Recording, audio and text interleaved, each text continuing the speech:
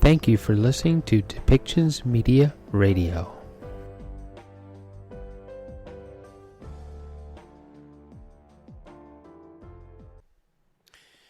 And welcome back, everybody, to Depictions Media Radio.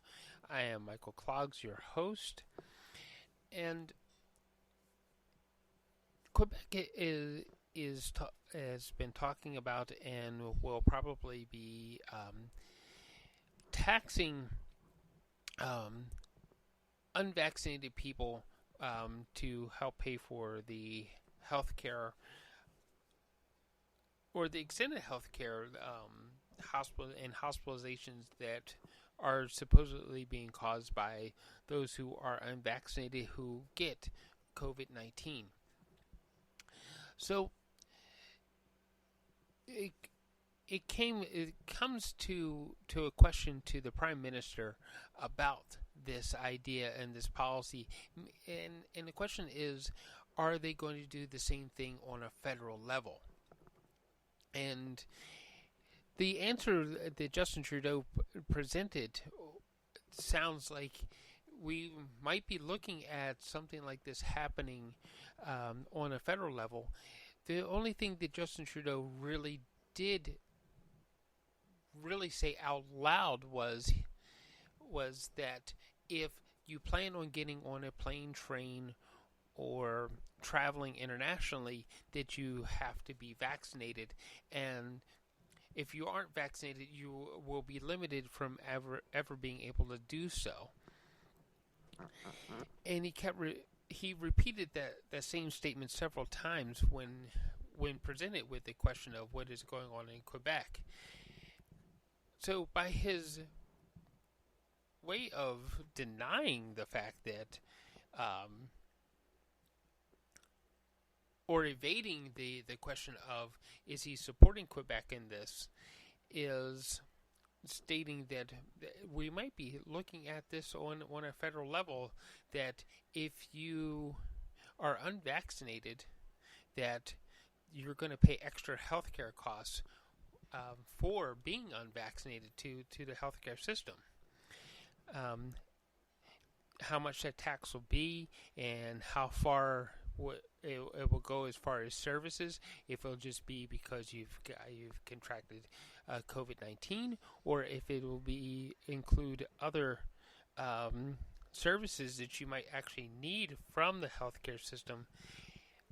That has yet to be seen. But is it fair? Is it fair to charge people more money because they have a different point of view in our society? Is it fair to tax people because they see things a little bit differently, or they subscribe to a different set of experts, equally as educated people as the government is using for experts, but they come to different conclusions? Is that fair to tax people for doing this sort of thing? The other thing that I at this point, Justin Trudeau is Prime Minister. He doesn't need to keep publicly campaigning and looking for votes. He continuously still keeps taking jabs at Erin O'Toole, when right now we don't need political rhetoric. What we need is leadership, and this constant back and forth between him and Erin O'Toole isn't serving us as a society. It isn't serving us as the public. And what we really need is for everybody that's sitting on Parliament Hill to just work together and come up with the best solutions that serve everybody. That we find accommodations for the unvaccinated people so that they don't have to lose their jobs, and find ways to help employers keep everybody with a job and a paycheck that needs it and desires it, instead of coming up with different ways to penalize people for not doing what the party wants.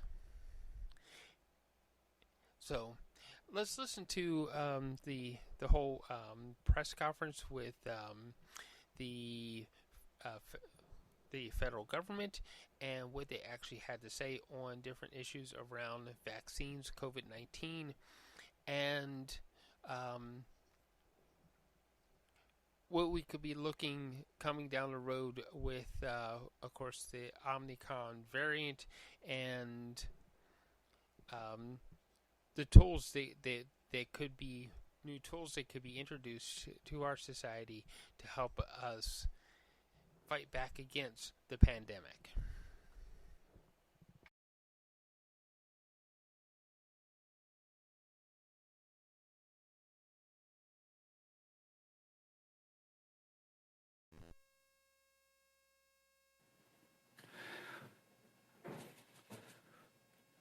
Bonjour, bienvenue à cette conférence de presse. My name is Guillaume Saint-Pierre from the Journal de Montréal. I'll be your moderator. With us today, Prime Minister Justin Trudeau, Ministre de la Santé Jean-Yves Duclos, Ministre Mary Ng, Trade Minister, Minister Tassi, Procurement. We will start with short remarks from the Prime Minister and Madame Ng, and then we will take questions for about 20 minutes from the Prime Minister, and then 15 minutes for the ministers. Monsieur Trudeau, à vous la parole. Merci beaucoup. Je suis très content d'être ici avec vous aujourd'hui, accompagné effectivement de la ministre Ng pour une brève allocution et avec les ministres Tassi et Duclos pour répondre à vos questions. On est ici aujourd'hui pour vous parler de ce qu'on fait pour continuer de vous soutenir et de vous protéger pendant ces moments difficiles. On Monday night, we had our 36th First Ministers meeting since the beginning of this pandemic. It was an important and constructive conversation in which we came together to respond to this very difficult Omicron wave that is hitting across the country, particularly in terms of its impact on our healthcare workers and systems. We talked about vaccines, we talked about rapid tests, we talked about procurement of treatments and a number of other issues. We continue to work together across all orders of government to support Canadians, to support our health workers, and to make sure that our economy is able to come roaring back once this wave comes through. On vaccines and boosters, we now, as people know, have enough vaccine supply in this country to make sure that everyone can get fully vaccinated.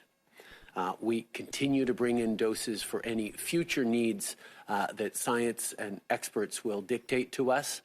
We've advanced 1.8 million doses of Pfizer into January for a total of 6.8 million Pfizer doses in January for Canadians aged 12 and over. So it's really important that everyone get their booster when it's time for you to do so. We have more than 10 million boosters already administered across the country. So if you haven't, please go get your shot. It's never too late to do the right thing. And I can tell you that when you show up to get your very first shot in your local vaccine clinic or your pharmacy, the pharmacists, the healthcare workers will be incredibly pleased to be able to give you your first shot. It is about doing the right thing. They'd much rather be giving you an injection of a vaccine to keep you and everyone safe than having to deal with you in a critical care bed. Please, it's time to get vaccinated. It's time to get your boosters. We notice as well that only about 45% of Canadian kids between 5 and 12 years old have been vaccinated. With schools still virtual, but eventually in many places still virtual and in many places returning soon, we need to make sure that kids are getting vaccinated. Quand je suis parti ce matin pour venir à cette conférence de presse. Je suis allé vérifier mes 3 enfants qui étaient chacun dans leur chambre sur ordinateur et iPad en train de faire de l'école virtuelle. On sait que ça va finir bientôt. On veut que tout le monde soit vacciné. S'il vous plaît, encouragez vos amis, vos voisins de se faire vacciner et de faire vacciner leurs enfants. Vaccines work. They work to protect you. They work to protect the vulnerable people around you. They also work to support our frontline healthcare workers who are in danger of being overwhelmed by this Omicron wave. So we're not just supporting them, we're supporting the people who are at risk of seeing important surgeries and treatments canceled because our health systems are getting overrun. We need to continue to do what we know we can do. That is, stay safe, be careful in your gatherings, in your distancing, wear a mask, and yes, remember to continue to get vaccinated.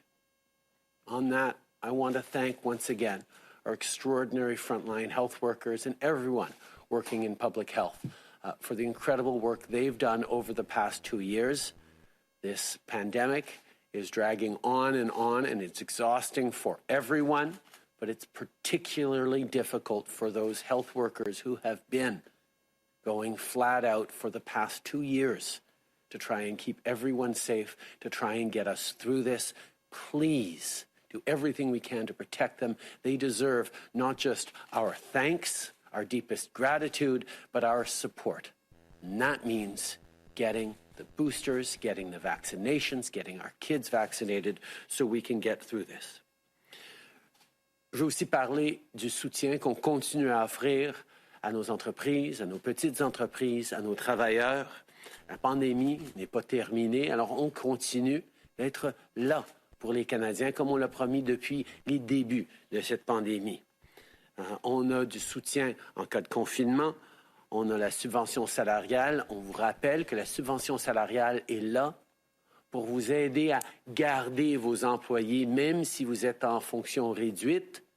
C'est important de garder ce lien avec les employés. C'est important de pouvoir permettre aux employés de continuer à payer leur loyer, à mettre de la nourriture sur la table pour leur famille, mais aussi de pouvoir revenir le plus rapidement possible une fois que cette vague sera terminée. La reprise économique rapide, on sait que c'est important pour le bien-être économique de tout notre pays. Donc, utilisez cette subvention salariale. Elle est là pour vous.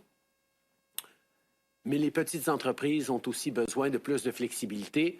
C'est pour ça qu'on va annoncer aujourd'hui, on annonce aujourd'hui qu'on prolonge le délai de remboursement pour les prêts du compte d'urgence pour les entreprises canadiennes.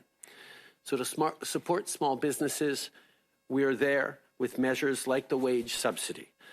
I want to remind employers that the wage subsidy is retroactive. So if you're making decisions right now about whether to keep people on through the coming weeks or not, know that wage subsidy will be there to help you. We want to be able to have people continue to be tied to their jobs so that we can bounce back quicker once this wave is gone and we start reopening. People need the support to be able to keep food on the table. That's why that wage subsidy and the rent subsidy is there, offered by the federal government, to help you make it through this difficult wave. We're also announcing today that we're extending the Canada Emergency Business Account, the CEBA, for eligible borrowers to the end of 2023. Minister Ng will have more details, but the bottom line is, of course, this. We will continue to be there to have people's backs with as much as it takes, with as long as it takes, until we get through this pandemic. I want to end today by speaking directly to kids once again. I know many of you are in virtual school again. Many of you have made more sacrifices over Christmas, over the holidays, not seeing your friends, not seeing your loved ones, having to hunker down, having to help out around the house as your parents are working virtually. This is not easy. And I know almost half of kids across this country have gotten their vaccine from ages 5 to 12. We need to get more. So please ask your parents if you can get vaccinated. Getting vaccinated protects yourself, protects your family, protects your grandparents, protects vulnerable people, but it also supports our frontline workers who are working incredibly hard, our nurses and doctors and people in hospitals who are dealing with a rise in cases. We know, kids across this country, you've been doing the right things over these past long years, and it sucks, but you've been amazing, and we need to keep doing everything we can to get through this. Je compte sur vous, je compte sur tout le monde à travers le pays de continuer à faire les bonnes affaires, même si on est fatigué, même si on est tanné. On va continuer de faire les bonnes choses pour se protéger, pour assurer que notre pays, notre économie continue à bien fonctionner et qu'on sera toujours capable d'être là les uns pour les autres en faisant les bonnes choses. Je vous remercie de votre attention ce matin. Je suis maintenant très content de céder la parole à la ministre Ng. Mary. Merci, Premier Ministre. As workers and small businesses and people across the country face renewed uncertainty and with new lockdowns, rising case counts, and the Omicron variant, we continue to know that the best thing for our economy is to support our workers and businesses through this pandemic. I want to thank the millions of Canadians who have stepped up, who have made sacrifices and continue to follow public health measures, including getting their vaccines and their booster shots. And to Canadian small businesses, you have shown incredible resilience throughout this pandemic, and our government will continue to be there for you to support you as we have over the past 2 years. Supports including the Canada Emergency Wage Subsidy and rent subsidies, and now the lockdown program and the Canada Worker Lockdown Benefit. This has helped millions of businesses and workers across the country to get through this pandemic. I also want to take this opportunity to thank the 170 chambers of commerces, the boards of trades, and others across Canada for your help. You've helped to distribute millions of rapid tests from our government to small businesses and workplaces across Canada. Over 15 million tests have been provided to businesses across the country so far, with millions to come. Rapid tests are one of the many tools that we have to fight this pandemic and to support our businesses. Nous avons toujours dit que nous vous conduirons vers le fin de cette pandémie, et nous le ferons. Today, as the Prime Minister has already mentioned, in recognition of the challenges that many of our businesses are facing with these renewed lockdowns, we are extending the repayment deadline for the Canada Emergency Business Account Loans, or otherwise called CEBA, and also for the CEBA equivalent lending that is provided through the Regional Relief and Recovery Fund. We're going to extend to eligible borrowers. They will be able to have until December of 31st of 2023 now to repay their loan. We've heard from businesses that they're looking for this flexibility, and that's what today's announcement is about. This additional year will help businesses get that flexibility and continue to work together through this pandemic to the end of this pandemic. I want everyone to know that we're going to continue to have your backs through this pandemic as we drive for a strong and inclusive and a sustainable economic recovery for everyone. Merci beaucoup. So now we'll go to questions. So we only have 20 minutes. We have, I think, 5 questions in the room, starting with the mic to the left. Good morning, Prime Minister. Good morning, Ministers. Thank you for taking our questions today. On the proposed issue of this tax or fee for the unvaccinated in Quebec, do you think, Prime Minister, this is the right or legal way to approach this problem? And is this something that you would consider looking at implementing federally? Obviously, like people across the country, we've received that proposal with interest by the Quebec government, but there's a lot more details that we have to hear on how this would work before I can make any comments on it. But I will remind people that we have been clear at the federal level about how important it is to get vaccinated, and we brought in very strong measures to ensure that travelers across the country need to be fully vaccinated. People coming into the country need to be fully vaccinated, that the federal public service needs to be fully vaccinated. These are things that we have continued to move forward on because the best path forward is vaccination, which is why at the federal level, the fact that there is still a debate being brought forward by the Conservative Party saying that we need to be more accommodating of people who choose not to get vaccinated is, I think, exactly the wrong thing.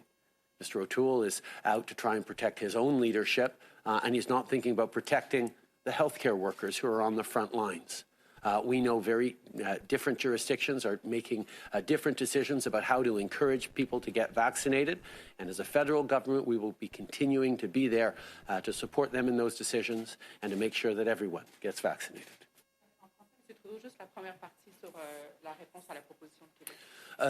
Évidemment, nous attendons plus de détails sur la proposition du Québec, mais vous êtes certainement là pour continuer à encourager les gens de se faire vacciner. On sait que de passer à travers cette pandémie, ça va exiger que le plus grand nombre de gens possible se fassent vacciner. C'est pour ça qu'on a pris des mesures pour exiger la vaccination obligatoire pour ceux qui veulent voyager dans ce pays, pour les travailleurs de la fonction publique. Et nous allons continuer d'être là pour appuyer les provinces qui prennent des mesures supplémentaires. Just following up on your comments about Mr. O'Toole, he says that you're incentivizing and normalizing lockdowns, and by demonizing the unvaccinated, you're pushing them further away from getting the shot. I'm wondering if you can comment a bit more on these allegations, and also whether or not you think that the government and you personally need to take another approach here when it comes to those who clearly, at this point in the pandemic, are not getting the shot. We've continued to work in many, many different ways to encourage people to get vaccinated, whether it's public information campaigns, whether it's local and peer leadership to encourage people in different languages, in their communities, to get vaccinated. We've continued to put forward strong incentives to be vaccinated. If you want to get on a plane, if you want to get on a train, if you want to travel internationally, these are the kinds of things that encourage people to get vaccinated. And I can tell you that there continue to be people showing up in vaccination clinics to get their first shots, including this week. This is something we will continue to encourage. Quite frankly, on the Conservative side, trying to pretend that rapid testing or testing in general is as good as getting vaccinated is simply irresponsible. Mr. O'Toole is more focused on appeasing the anti-vaxxers within his own caucus than he is on protecting Canadians, and certainly than on supporting frontline workers. If Mr. O'Toole was serious about being a leader to get Canadians through this pandemic, he would start by making sure that all of his MPs get vaccinated. Abigail Beeman, Global News. Prime Minister, I hear you say that you're waiting for more details from Quebec before weighing in, but you've also highlighted the steps that you have taken federally in terms of unvaccinated people not being allowed to get on a plane or a train. So I'm wondering, how far are you willing to go at the federal level, and are you considering any mechanism of making an unvaccinated person pay for more health care or via tax, just the idea of it? We've moved forward on some very strong incentives. If someone wants to get on a plane or get on a train, they now have to be vaccinated. There's no way around that. If you want to work for the federal public service, you need to be vaccinated. These are areas that are in control of the federal government, and these are measures that are strong that we've brought in, that the Conservative Party, for example, continues to disagree with, but we know that the vast majority of Canadians stand with. I continue to work with health experts to look at how we can encourage more and more people to get vaccinated, to get their boosters, to continue to get their kids vaccinated. But I will highlight that Canada is doing better than most countries around the world in terms of rates of vaccination. Canadians have continued to step up and do the right things, and it is something that I think we can all take pride in, the fact that Canadians have shown so unequivocally, for the most part, that we are there for each other. But I'm happy to turn it over to the Minister of Health, who is, of course, looking at more ways of encouraging Canadians to get vaccinated. Yes, I agree entirely with what the Prime Minister said. First, we are waiting for details on the measure announced yesterday by the government of Quebec. Second, I exchanged with my colleagues over the last few weeks and just recently with the Quebec minister, and we are all on board when it comes to supporting universality of access to healthcare across Canada. This being said, we need to remind everyone, as the Prime Minister just said, that vaccination is the way out of this wave and out of the crisis in general. It works. Science has been telling us that for many, many months now, and we have demonstrated at the federal level that vaccine mandates also work. 99% of public servants, almost 99% of public servants at the federal level are either fully vaccinated or soon to be fully vaccinated. Let's remember that just a few months ago, there are some people in Canada, in other parties in particular, that doubted the ability and the willingness of public servants to get vaccinated, to protect themselves and to protect others. 99% have done that now. The same thing for RCMP, armed forces. We are mandating vaccination for all workers under federal regulation. That is almost 8% of total workers in Canada. The Prime Minister said we have mandated vaccination for transport by airplane or by train. We are using all the tools that we have at the federal level, not only to encourage more vaccination, but also to protect people. I would say that the key word here is benevolence. We need to look after each other, and we need to protect everyone from this terrible disease, which can be deadly, and that comes with vaccination. Prime Minister, on booster rates in a number of provinces remain quite low compared to first and second doses, number at or close to 30%. I'm wondering, with the information that you're getting, how much that is attributed to just the rollout process versus Canadians who don't, for whatever reason, want to get a booster dose, and if you are considering extending the measures you keep referencing in terms of planes and trains and federal workplace mandates to include a third dose as part of the definition. Our decisions around vaccine mandates and requirements and what constitutes being fully vaccinated, those will be based on science, will be based on the recommendations of experts going forward. Right now, we continue to encourage Canadians to get their booster shots. Our job at the federal level is to make sure we're procuring enough vaccines so everyone can get the booster shots, can get their kids vaccinated. We have done that. And further, we're working to support provinces that need extra help on getting those boosters into arms.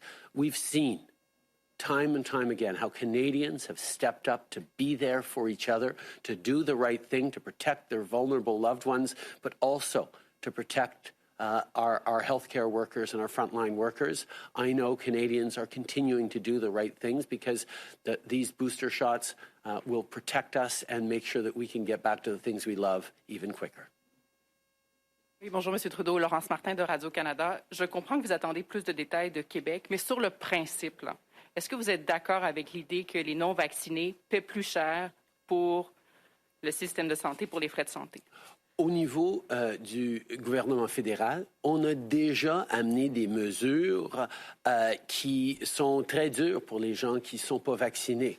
De ne pas pouvoir voyager en avion ou en train, de risquer de perdre sa job si on travaille pour la fonction publique et on choisit de ne pas se faire vacciner.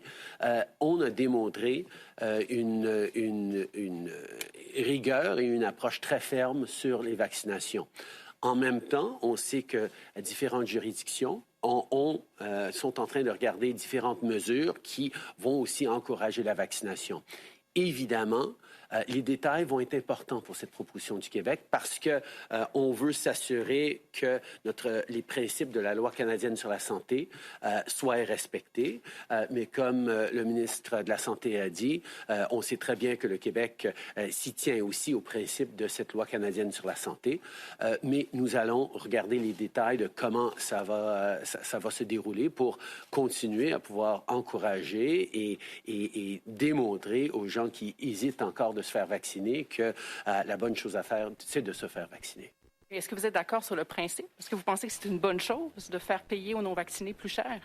Je pense qu'on doit toujours regarder les incitatifs qui vont fonctionner pour les gens et les détails sont extrêmement importants sur comment ça va fonctionner comme incitatif ou comme encouragement. C'est pour ça que je ne peux pas me prononcer plus que ça, mais je peux dire que nous avons pris des mesures extrêmement fermes et même difficiles dans le domaine fédéral pour encourager, pour vraiment rendre la vie difficile pour ceux qui choisissent de ne pas se faire vacciner, qui ne pourront pas voyager à bord d'un train ou d'un avion.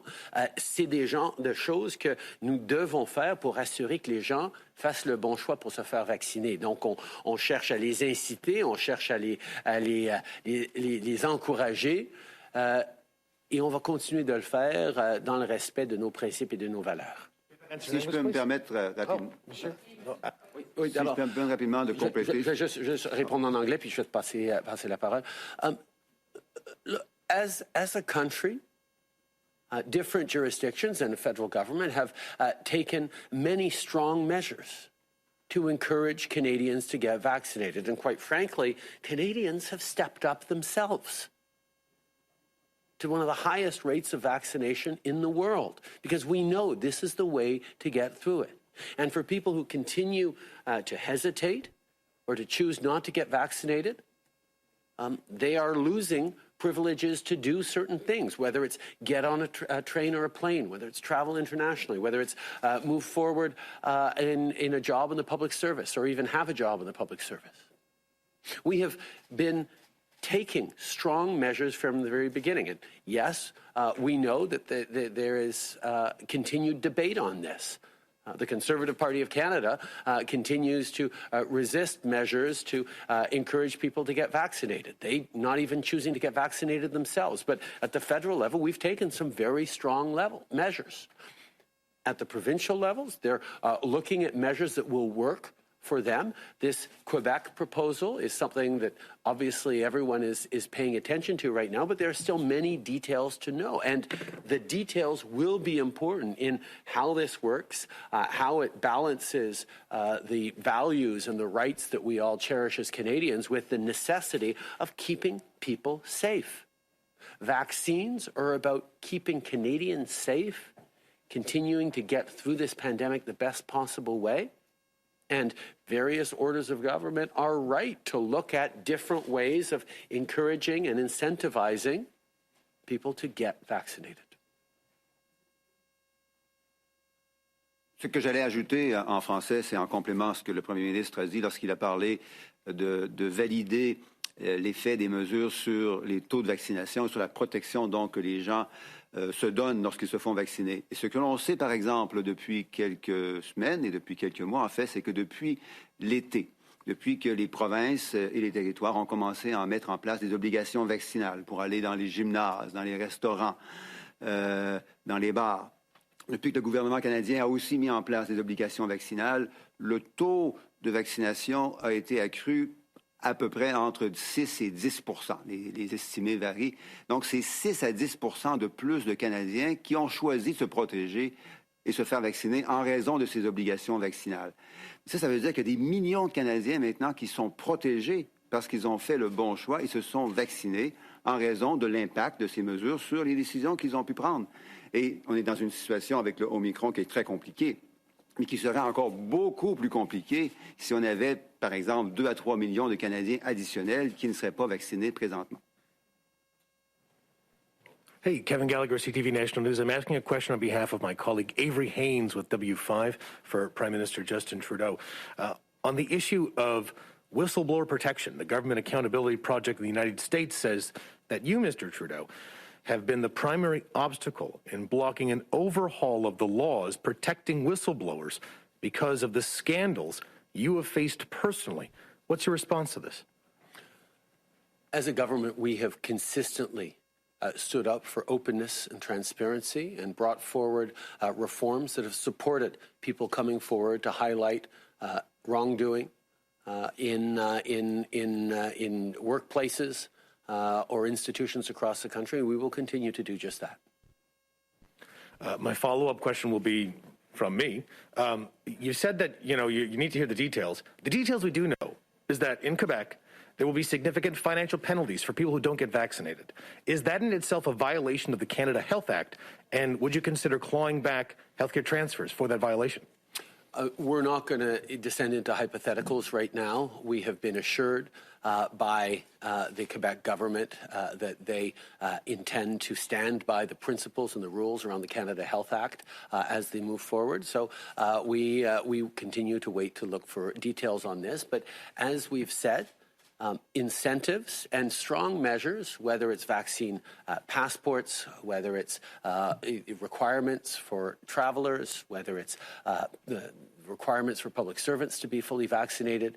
We have taken very strong measures in the past, and they have worked in terms of keeping Canadians safe and getting Canadians vaccinated. We will continue to look and work with the provinces, look at measures put forward and work with the provinces and territories to do everything we can to continue to keep Canadians safe and get through this the best possible way we can. Hi, Erica Ibrahim, the Canadian Press. Prime Minister, how can you justify promising to give Canadians fourth doses when many people in developing countries have not yet had a single dose? And is Canada applying the same pressure for manufacturers to deliver donated doses as it is for vaccines for our own use? And are you comfortable hoarding vaccines at the expense of less fortunate countries? Let us be very clear. Canadians, and indeed the Canadian government, know full well that we don't end this pandemic anywhere until it ends everywhere. Omicron is an example of that, that new variants can come anywhere out of the world and cause disruption everywhere around the world. That's why from the very beginning, Canada has stepped up with a significant contributor to COVAX, to the ACT Accelerator. We've made commitments on donating tens of millions of doses, and indeed have flowed tens of millions of doses that we bought for Canadians to people around the world. We will continue to step up in ensuring that everyone around the world gets vaccinated, even as we make sure that we are able to keep Canadians safe. The two things aren't in opposition, they go together. Our responsibility as a government is to ensure that we have the procurement necessary if there is a need for future boosters or future doses. But in the meantime, we continue to work with the international community to make sure that we're stepping up on vaccinations around the world so we can end this pandemic around the world. And my follow-up is, the Ukraine government would like to see Canada confirm its willingness to extend the NATO mission of 200 Canadian forces trainers beyond the end of March as a show of Canadian solidarity to the NATO alliance. President Zelensky asked you about this yesterday. Why can't the government make this small commitment to NATO's larger efforts in Eastern Europe? I had an outstanding conversation with President Zelensky of Ukraine yesterday, reiterated Canada's long-standing support and friendship for Ukraine, condemned in no uncertain terms the Russian aggression and buildup of troops. We are all extremely concerned about that and are united as allies around the world in calling on Russia to de-escalate and indicating that there will be significant consequences in the form of sanctions if further aggressive actions are taken by Russia. We are proud that Canada is leading a NATO mission in the Baltic states, in Latvia. We are part of Operation Unifier on the ground in Ukraine, training Ukrainian soldiers. We will continue to be there to stand as part of our NATO allies with our friends in the region. Last question in the room. Fraser Needham from APTN National News. This question is for the Prime Minister as well. As you know, there's a major COVID outbreak going on in the Bearskin Lake First Nation in Northern Ontario. On December 30th, they made it pretty clear that they wanted military assistance to deal with the situation. They're doing various tasks. It took more than a week for the government to actually respond, and now what's happened is they've activated 4 local Canadian Rangers, which were already in the community. So saying that the military has been deployed is being a bit generous with the truth, I think. Do you think this is a sufficient response from your government?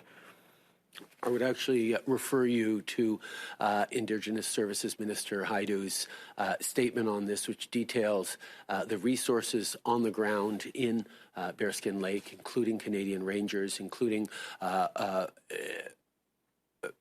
workers who've been paid for by Indigenous services to come in from nearby communities, volunteers on the ground as well. Our response is extremely present in Bearskin Lake, and we're pleased to see the situation turning a corner and looking like it's getting better, but we will continue to be there in that community and in communities around the country as necessary. Yeah, it's fair enough, and that's the response that we have gotten from emailed statements from Mr. Blair's office and also Patty Havey. But the reality is that people on the ground say that that is not the case. They feel that they've been let down by the government, that government has not responded in a way that they expected. They say the relationship is fractured. And one thing that is not really clear is why the government of Ontario actually has to make a request for the military to go in or to be deployed when it's actually, that Ottawa deals directly with First Nations. It falls under federal jurisdiction. Are you going to maybe look into this maybe and sort of, you said your government wants to avoid these types of red tape situations. It seems exactly what they're falling into. Are you going to look into this, maybe see if it could be handled in a more efficient manner? I think it's important to remember that from the very beginning of this pandemic, the focus of this federal government was on ensuring that Indigenous communities, which we'd seen during previous pandemics like H1N1, are particularly vulnerable, which is why from March 2020 onwards, we gave particular focus and emphasis on supporting Indigenous communities through this difficult pandemic. We saw case numbers much lower in Indigenous communities through those first waves. We saw initiatives like the flowing of additional vaccines to Indigenous communities and northern and remote communities to be able to keep people safer quicker, were initiatives that all Canadians and indeed all premiers got behind to make sure we were supporting Indigenous people. Over the course of the past 2 years, we've continued to be there to respond as best we can to exigencies and emergencies, and we will continue to understand just how vulnerable Indigenous communities are to health challenges like this one, and we'll continue to work with them in the best possible way to keep their citizens safe. Donc, on me dit qu'il nous reste un peu de temps pour aller au téléphone. Opérateur.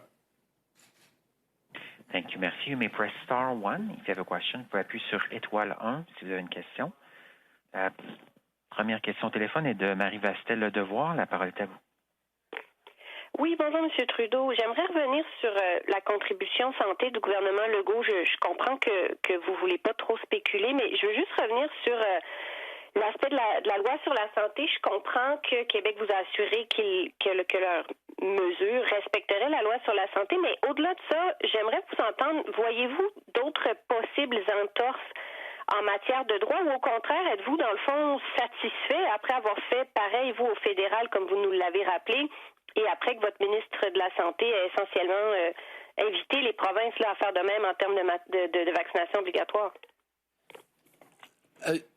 Je ne suis pas entièrement certain que je comprends tout à fait la question, Marie, mais nous sommes... Voulez-vous que je la répète pour ne pas la gaspiller, s'il vous plaît? Non, écoutez... Je comprends que Québec vous a rassuré qu'il respecterait la loi sur la santé, mais au-delà de ça, est-ce que, à vos yeux, il y a des entorses qui ont l'air de poindre à l'horizon en matière de droit? Ou est-ce qu'au contraire, vous voyez ça d'un assez bon œil puisque vous avez fait pareil là, au fédéral en termes de vaccination obligatoire? Oui, non, la question est la même.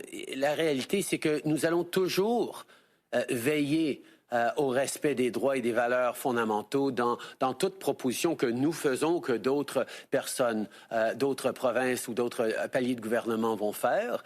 C'est toujours une préoccupation pour nous. On va regarder les détails de la proposition pour voir exactement ce qu'ils sont en train de proposer, pour mieux comprendre comment ça va fonctionner. Mais je peux dire effectivement que nous avions pris des mesures très fortes pour encourager les gens de se faire vacciner. Les provinces ont pris des mesures très fortes déjà. Alors, il n'y a pas une opposition de la part du gouvernement à ce qu'on prenne des mesures fortes, mais nous allons toujours chercher à ce que ces mesures soient efficaces, soient dans le respect des principes et des valeurs et puissent nous faire avancer. C'est pour ça que les détails sont aussi importants. Il y a beaucoup de gens au Canada anglais, cela dit, qui sont un peu scandalisés, là, ou à tout le moins émotifs face à l'annonce de Québec. Vous êtes visiblement d'accord, vous, avec le principe, vous venez de le confirmer. Pourquoi est-ce que vous refusez d'aller plus loin ouvertement, puis que vous réfugiez un peu là dans le fait qu'on manque encore de détails? Pourquoi ne pas être plus clair dans votre opinion, si ce n'est parce que vous risquez un contre-coup au Canada anglais? Est-ce que c'est juste ça? Je pense que, loin de pouvoir dire, je comprends, c'est plus facile d'écrire de faire les manchettes avec des réponses simplistes, mais c'est des enjeux extrêmement complexes, Marie. Comment on va équilibrer le respect des droits et des libertés fondamentaux, le respect d'une loi importante et fondamentale comme la loi canadienne sur la santé, et en même temps encourager fortement des gens à continuer de se faire vacciner. C'est des préoccupations que nous avions eues quand on a avancé les mesures d'exiger la vaccination pour des voyageurs aériens, par exemple. Quand on a exigé que les fonctionnaires de la fonction publique se fassent vacciner, les détails sont importants. On doit connaître exactement les mesures qu'on met de l'avant et il y a du travail à faire là-dessus. Alors, c'est pas pour éviter de répondre à la question, c'est de dire réellement, on a besoin de savoir quelles seront les modalités de cette proposition de Québec pour pouvoir s'assurer que ça soit efficace, que ça fasse la bonne chose et que ça soit en lien avec les principes et les valeurs qui nous sont chers. On dit que c'est tout le temps qu'on avait avec le premier ministre. Les ministres resteront avec nous pour environ 15 minutes. J'aimerais quand même donner la chance à nos amis au téléphone de poser des questions. Alors, je privilégierais peut-être quelques questions pour eux, pour commencer. Opérateur. Thank you, merci. The next question is from Ryan Tumilty from the National Post. Please go ahead. Yeah, hi there.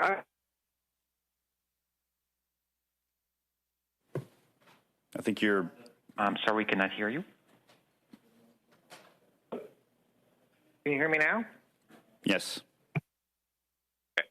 I wanted to ask you about the antiviral treatments from Pfizer and Merck, as well as the Novavax vaccine, all of which are awaiting approval from Health Canada. I'm wondering if you can give us any kind of timeline on those, as well as, say, if the same number of resources are available to review the data from those companies as was available to approve the Pfizer and Moderna vaccines.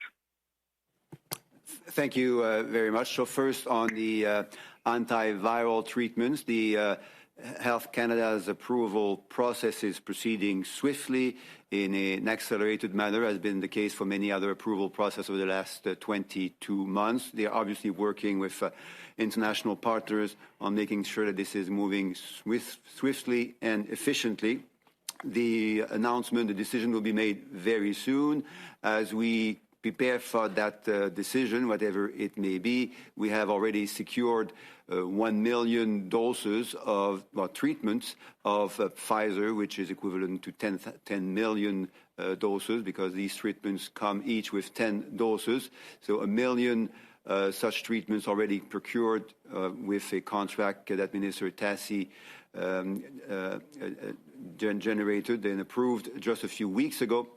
And what we're doing in parallel with that is to work with provinces and territories. I've had several discussions with my provincial and territorial health colleagues over the last few weeks in making sure that when and if that treatment by Pfizer is approved, we are able to move swiftly to clinical use of that treatment across Canada.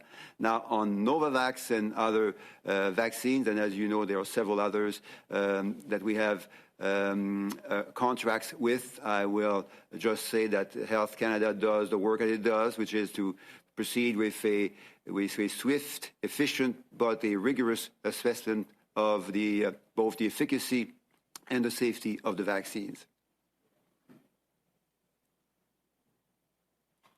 Follow up, Brian? Yeah, Minister, earlier in this press conference, you said, that vaccine mandates work, which is why the federal government approved them. I'm wondering if you think what Quebec has announced here is essentially a vaccine mandate, just perhaps a more aggressive one, and if you feel that it could drive up vaccination as well, and thus is worth considering. Well, thank you. First on vaccine mandates, the key word here is benevolence. Both the language and the actions are there and designed to protect people. This is a severe disease. We want people to be protected against it. And as they protect themselves against the disease, they also protect others, either in their living or their workplaces. No one, I believe, is thinking or certainly speaking of forcibly physically vaccinating people in Canada. What we have done at the federal level is to put into place vaccine mandates that do work around borders, around transportation, air and train, around the workplaces, federal public service, the RCMP, the armed forces. That works. It protects workers. It protects those around them. It increases vaccination as well, as I mentioned earlier, possibly by between 6 and 10% more than we would have had without vaccine mandates, in addition to what provinces and territories have sometimes already started to do, using passports, vaccine passports, and vaccine mandates associated to those vaccine passports.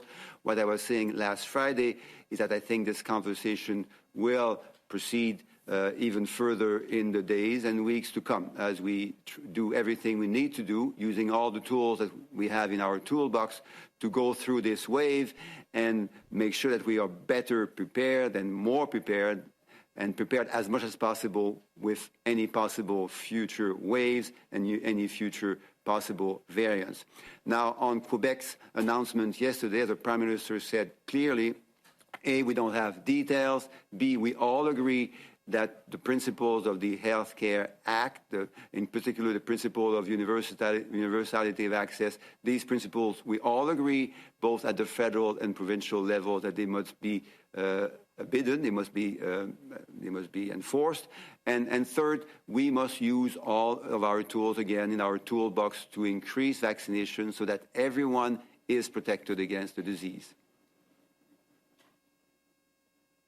Operator. La prochaine question de Hélène Buzetti, les coop de l'information. La parole est à vous. Oui, bonjour. Ma question d'abord est pour vous, Monsieur Duclos. Vous dites que, au gouvernement fédéral, on a très à cœur là, d'appliquer des obligations vaccinales à toutes sortes de manières. Alors, j'aimerais savoir pourquoi, dans cette situation, on ne fait pas de vérification des attestations des fonctionnaires fédéraux pour vérifier qu'ils sont bel et bien vaccinés comme ils l'ont dit.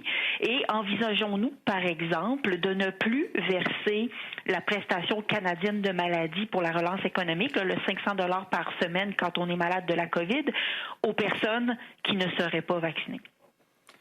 Bien, écoutez, il y a plusieurs questions. Je vais essayer d'y répondre du mieux que je peux. Premièrement, sur la question générale de la vaccination obligatoire, le mot-clé, c'est le mot bienveillance. Tout ça, ce langage, ces actions que, ici, au gouvernement canadien, on met de l'avant, c'est pour protéger les gens, par souci de bienveillance, parce qu'on veut éviter au maximum de gens de se retrouver contaminés et malades de la COVID-19. Personne ne veut que quelqu'un se retrouve à l'hôpital, dans les soins intensifs, avec la COVID-19. Donc, c'est par bienveillance que cette discussion et ces actions doivent aller de l'avant. Maintenant, en ce qui a trait à la fonction publique, comme vous le savez, près de 99% des travailleurs de la fonction publique sont ou bien totalement vaccinés ou sur le point de l'être, ce qui est une indication claire de leur souci et de leur capacité de se protéger eux-mêmes et de protéger leurs collègues. Maintenant, en matière de vérification détaillée, tout ça, évidemment, se fait par les gestionnaires des travailleurs de la fonction publique. Ça se fait de manière à la fois respectueuse et efficace. Et finalement, sur les mesures d'aide aux travailleurs, bien, il y a toujours ici à nouveau un souci de bienveillance, mais un souci aussi de de rigueur. Il faut que les prestations soient allouées non seulement pour prendre soin des gens, mais aussi prendre soin des gens qui font les bonnes choses. Alors, si quelqu'un perd son emploi dans un environnement où son emploi requiert la vaccination obligatoire, bien, cette personne fait un choix. Si ce choix est guidé par d'autres motifs que des raisons médicales, bien, certaines prestations qui ne sont plus possibles. Oui, je pense que vous n'aviez pas bien compris ma question. Je demandais si la prestation maladie pourrait devenir conditionnelle à la vaccination, si vous pouvez clarifier. But my follow-up was for Minister Ng. I don't know if you're still there. It's about the vaccination mandate for truckers that's coming into force this Saturday. The trucking industry says that it could lead to the loss of up to 15,000 truckers, and that could have a major impact on supply in Canada. So I'm just wondering whether or not you're considering postponing that measure.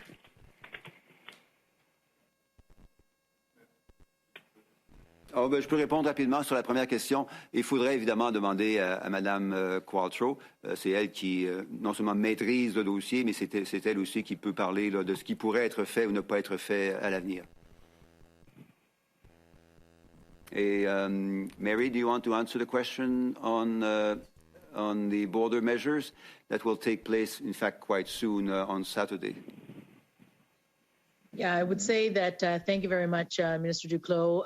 I just want to assure Canadians that we've been working very, very hard to ensure that supply chains continue to flow. Of course, I continue to work with my colleagues in transportation and others to ensure that that just as we have throughout this pandemic, that supply chains continue to be resilient. But, you know, what is top of priority for all of us, of course, is making sure that the health and safety of Canadians are looked after. And that is what vaccines are about. And that is why we are continuing to encourage everyone to get their vaccines and everyone to get their boosters. But certainly the issue of making sure that supply chains continue to move and that they remain resilient is work that we are continuing to monitor. Last one on the phone. The next question is from Marika Walsh from the Globe and Mail. Please go ahead. Thank you. My questions are for Minister Ng. The CFIB had asked for the CEBA repayment to be extended until the end of 2024. Why is the government only giving an extension until the end of 2023? Marika, thank you very much for that question. Happy New Year's. I think this is the first time that you and I are speaking. Today's announcement to extend the CEBA loan, which will, of course, then give businesses the flexibility to also to receive the forgiveness portion of the loan. I'll remind Canadians that the loans of $40,000 or those that receive the $60,000, there is a portion of that is forgivable, and forgivable if you're able to repay your loans originally by the end of 2022. Extended to 2023 will give businesses that flexibility in order to manage their cash flows. Almost 900,000 businesses have had this loan, do have this loan, and we're pleased that we are able to provide that flexibility. But I want to assure Canadian businesses, we've had your backs from day one. We're going to continue to do that. We want to make sure that we continue to work together so that we can get through this pandemic. And today's announcement is very much in keeping with that. Okay. I understand that you're extending it to 2023. I'm not sure I'm not understood. I heard an answer as to why it's not going further. I also, though, want to ask why there's no sort of sliding scale or accommodations based on hard-hit sectors, because we know that some businesses have ended up doing very well in the pandemic and have benefited from this loan, while other businesses are having a much more difficult time. So why not add in a needs assessment, for example, on the repayment deadline, or on even how much businesses might get with a potential new top-up or something this year, given the current situation? Well, America, this is exactly what we did and anticipated well before even Omicron hit. You'll remember that before before the end of 2021, we passed C2. There are provisions in there that are supporting businesses and particularly those hard hit businesses, the hardest hit businesses, and those in sectors like tourism.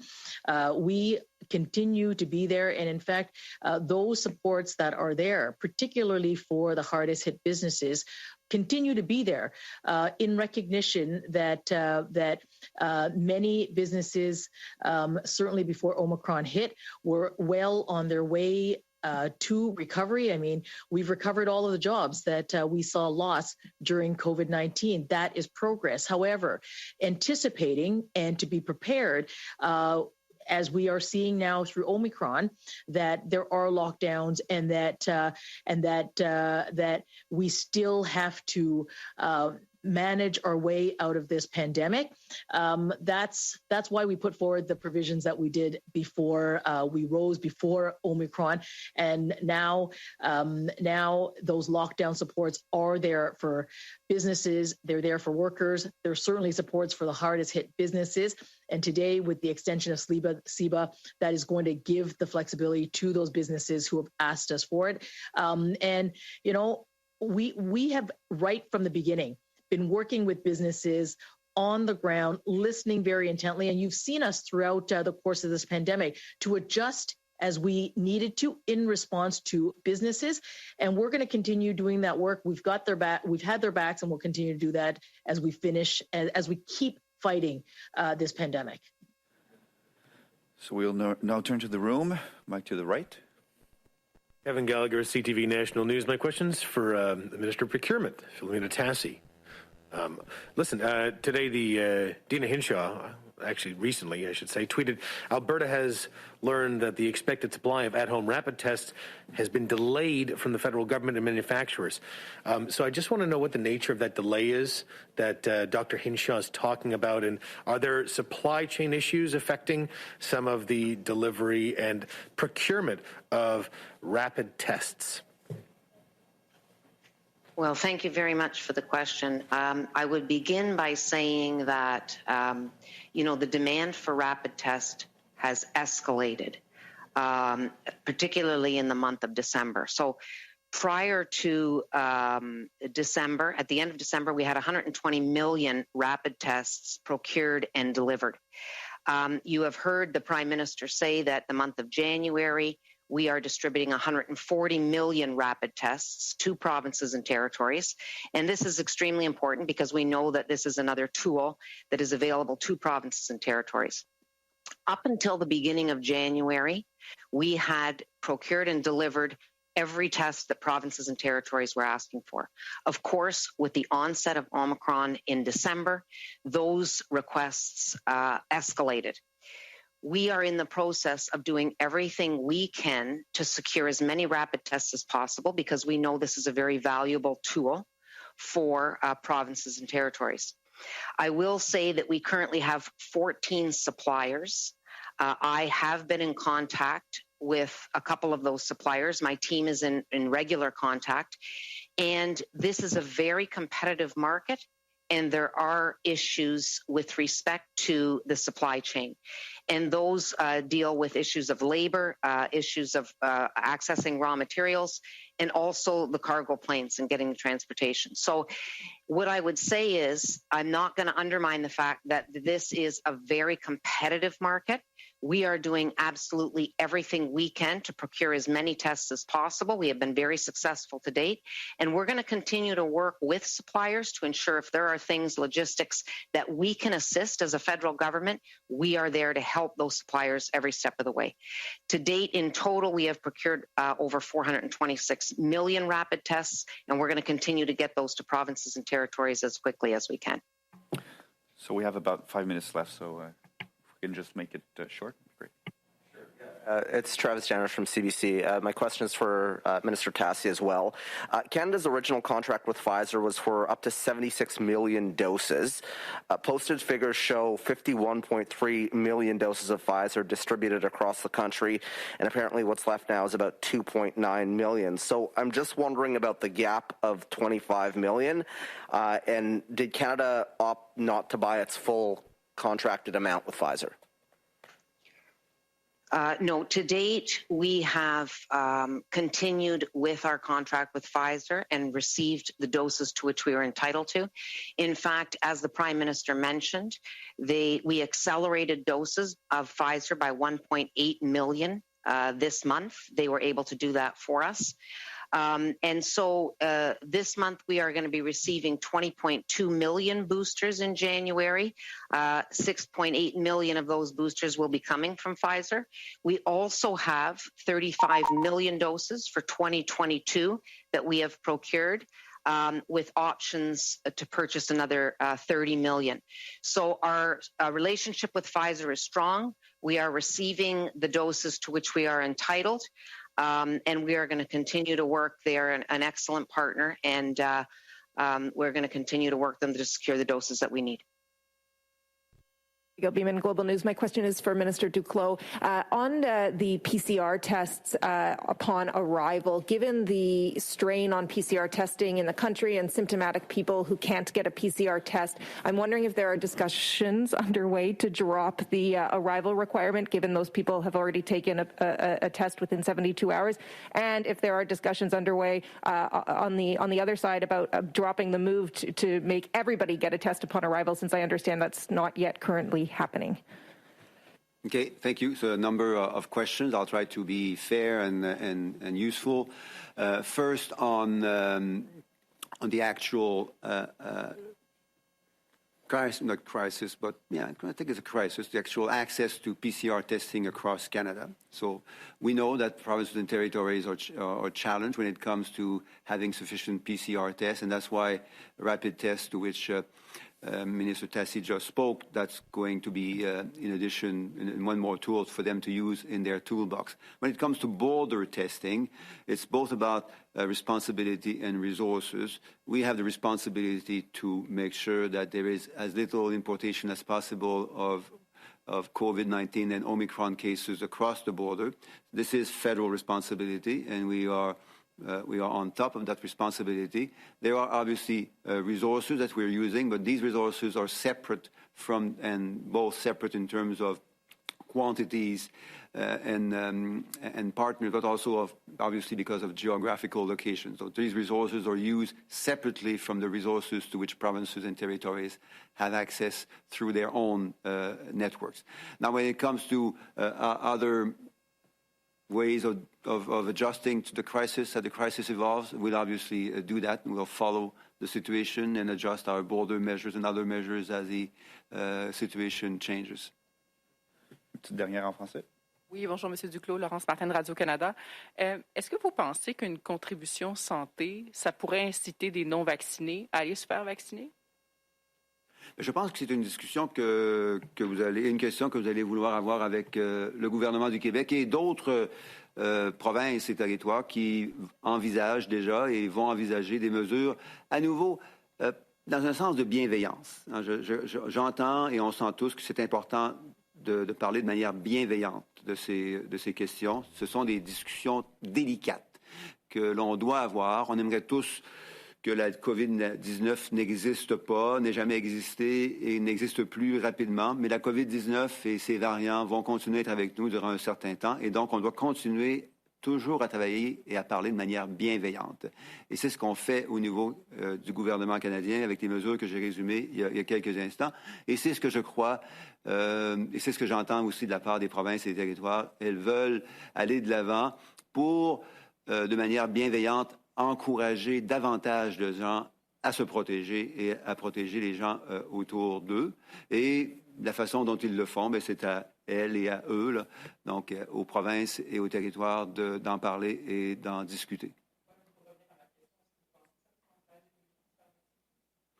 Moi, ce que je peux vous dire, sur la base d'informations que l'on a maintenant, à partir de l'impact des obligations vaccinales qu'on a mises en place depuis l'été dernier et l'impact des obligations vaccinales que les provinces et territoires ont pu mettre jusqu'à maintenant. On sait que ces obligations vaccinales pourraient être étendues, mais sur la base de ce qu'on a vu au cours des derniers mois, les experts estiment qu'on a pu augmenter la vaccination d'entre 6 et 10 %. Juste pour le Québec, là, prenons le 10 % de plus de gens vaccinés au Québec, c'est à peu près 700 000 de plus de Québécois qui présentement sont protégés davantage de la COVID-19 et du variant Omicron. On parle beaucoup des 10 % de non-vaccinés qui causent 50 % des hospitalisations, mais imaginons à quoi ressemblerait la situation présentement au Québec s'il y avait un autre 10 % de la population qui ne serait pas vaccinée. C'est ce qu'on aurait présentement si les obligations vaccinales qu'on a vu mettre en place au cours des derniers mois, au fédéral et ailleurs, n'avaient pas été mises en place. Ce qui met fin à la conférence de presse. Merci tout le monde. This show has been produced by Depictions Media. Please contact us at depictions.media for more information.